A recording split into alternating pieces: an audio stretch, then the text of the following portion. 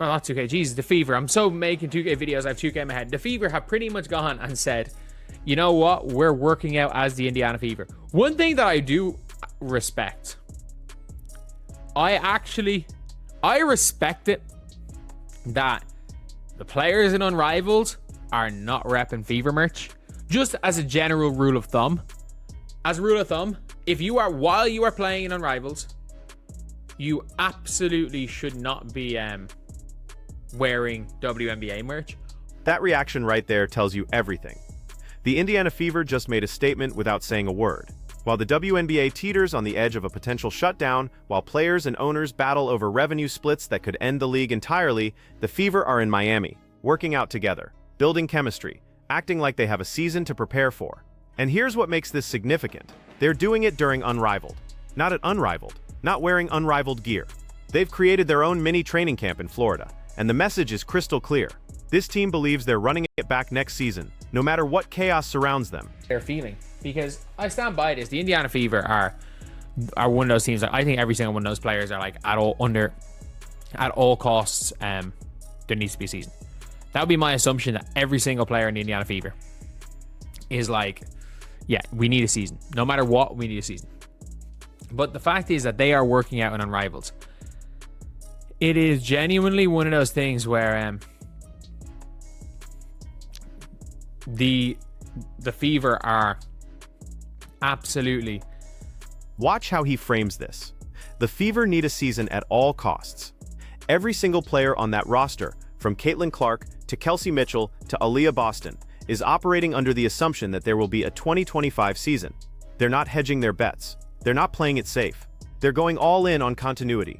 But here's the contrast that should terrify WNBA leadership. While the Fever are unified and preparing, former MLB executives are publicly stating the league could literally cease to exist if players don't budge on their demands. That's not speculation from random fans. That's people who've run professional sports franchises saying the WNBA is on life support. So, yeah, it's kind of cool seeing the Indiana Fever working out together. It's cool seeing, you know, Caitlin Clark working out with these Fever players. And it's good seeing Steph White going down to Miami to work with, I'm not even going to say her players, because technically they're not her players right now. And there is a big difference in terms of the mentality. And by the way, I think it is an us versus the world mentality when it comes to the Fever players. Like, you see it at All-Star Weekend. Like, yes, all the players were hanging out with each other, but the Fever players all went together. Now this is where it gets interesting. Look at the split he's describing. There's a clear divide between Fever players in Unrivaled and Fever players not in Unrivaled.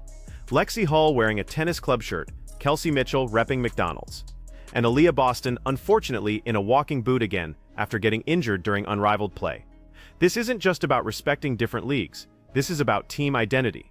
The Fever have created something rare in professional sports, genuine chemistry that transcends the court. They're not just teammates who tolerate each other for a paycheck. They're actually friends. And in Miami, during what should be Unrivaled's moment, they've essentially said, our team matters more. Like, all the other players, all these players have friends on different teams. But, like, when they're in the stands, it's the Fever players bunched up together. And obviously, with it being Indiana, that kind of helped. This team, look, I hate saying that the team relies heavily on the power of friendship, but the team relies heavily on the power of friendship. This is not something that, like, can be overstated. This team heavily relies on the power of friendship. And that, great. You know what? Great. The Indiana Fever working out together and being one of these super close teams. He's absolutely right about this, and it's uncomfortable to admit. The Indiana Fever rely heavily on the power of friendship. That sounds ridiculous when you say it out loud. Professional sports teams aren't supposed to need good vibes to win championships. You're supposed to be able to plug in talent and execute a system. But watch the All-Star Weekend footage from Indianapolis. Every team has players who are friends across rosters. That's normal. What's not normal is how the Fever players bunch together in the stands like a unified block. While other stars mingled freely, the Fever created their own section, their own energy, their own world. And here's why that matters. This team went from lottery to playoffs in one season. They didn't do it with the most talented roster. They did it with chemistry that allowed them to overperform. Caitlin Clark and Aliyah Boston are both 24 years old. They're not finished products. They're still developing. And the environment they're developing in is built on trust and friendship that you cannot manufacture. Yeah, it did. That's the kind of the exception, not the rule. When players don't like each other, it normally doesn't work out. When players don't like the situation they're being in, even if it's on a personal level, it normally doesn't work out. KD and the Warriors long term didn't really work out. Why did it not work out long term? Because in general, KD just wanted all the he wanted his props. Didn't feel like he was getting it. So in general, so he just went and left. He just got up and left. So yeah, like, again, it is what it is. And when it comes down to it, Now let's talk about the elephant in the room, Stephanie White. He mentions the KD style of ball, and that's a fascinating comparison.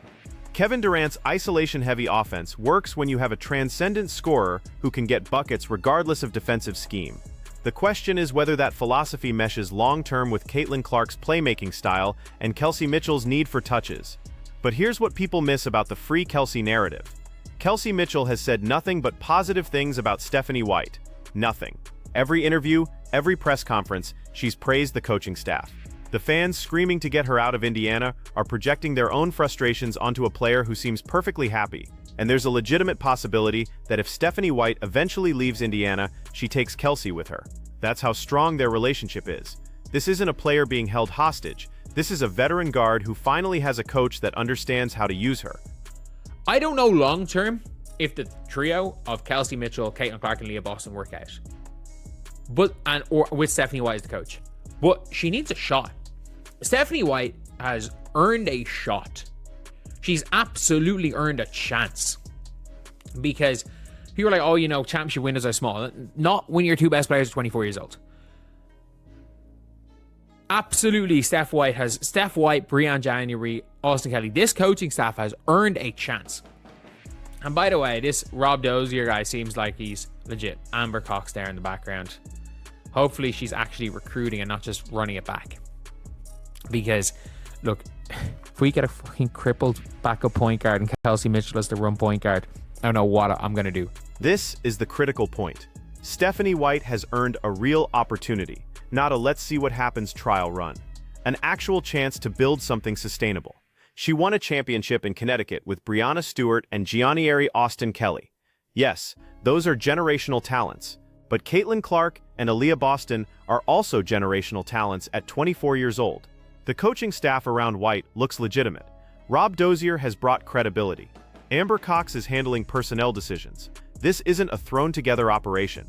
This is a professional structure that took a team from dysfunction to the playoffs in one season. But here's the anxiety. If they run it back with a crippled backup point guard, if Kelsey Mitchell is forced to run point again because they didn't address depth, then all this chemistry and goodwill evaporates. You can't rely on friendship when your roster construction is fundamentally flawed. At some point, talent and depth matter, and if the Fever don't upgrade their bench, all the Miami workouts in the world won't save them from a second-round exit. That being said, it's good seeing this team working out together. It is. This is a big positive. At the Indiana Fever team are literally out here working out that they are let's be real. Like, again, they are, for lack of a better word, like, the way some teams are like, oh yeah, we were like family. That there's no question about that. That is the way the Fever are like. I think everybody's kind of in agreement with that one, that the Indiana, if there's any team in the WNBA that is quote unquote like a family, that it's the Indiana Fever right now. That is absolutely the Indiana Fever. But yeah, look, it is this is a big one. This is a really big one here, seeing this team working out together. Look at what he's saying here. The Fever working out together in Miami is genuinely a big deal. It's important for team building. It's important for chemistry. It's important for sending a message to the rest of the league that this group isn't going anywhere. But then watch the tonal shift. Because while the Fever are preparing like everything is fine, People who have run Major League Baseball teams are warning that the WNBA could end, not struggle, not take a step back, end, cease to exist. The players are so committed to getting a revenue split deal that they're willing to strike, and if they strike, the league might not survive. This is where the optimism around Indiana's preparation runs headfirst into reality. You can have the best team chemistry in the world, but if there's no league to play in, it doesn't matter. And the Fever, more than any other team, have the most to lose if the WNBA shuts down. They just spent a year building something special. They have the biggest fan base. They have the brightest young stars. They have momentum that could carry them to a championship window. The league could literally end. That it's so bad that if the players don't budge, the WNBA is just done.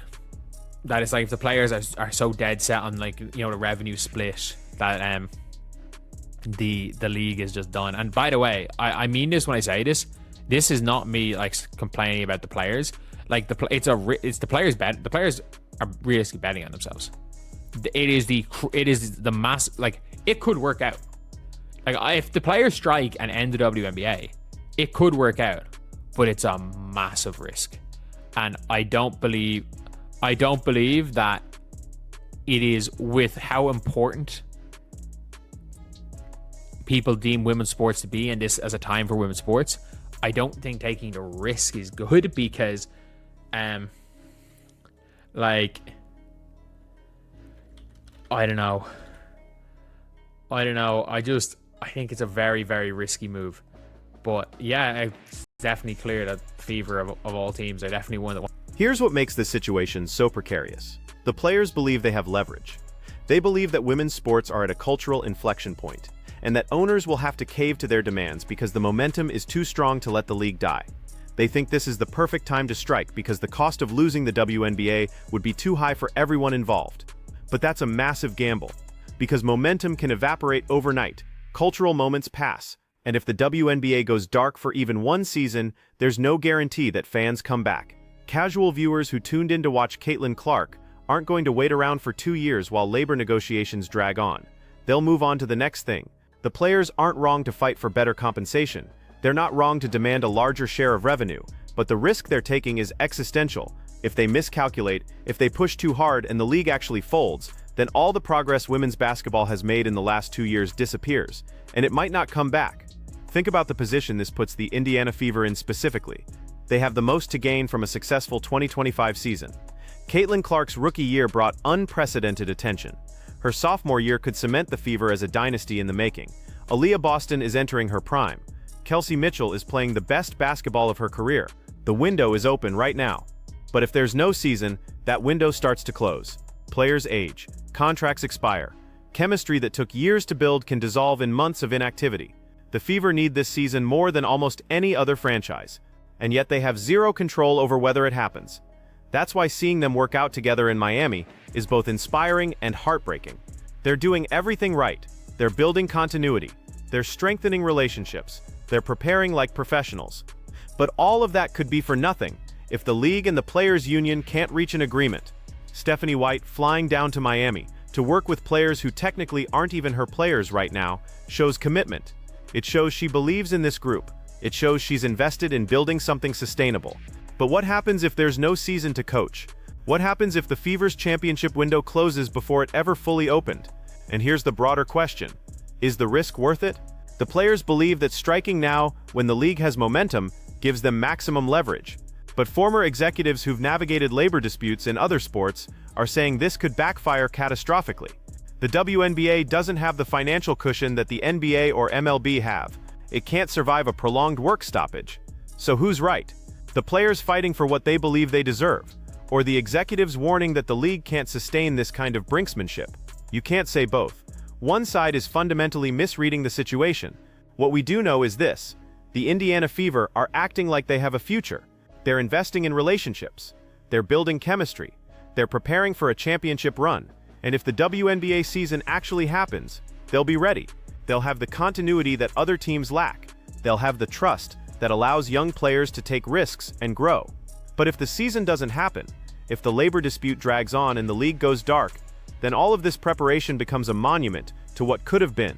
The Fever would go from a team on the rise to a cautionary tale about timing and circumstances beyond anyone's control.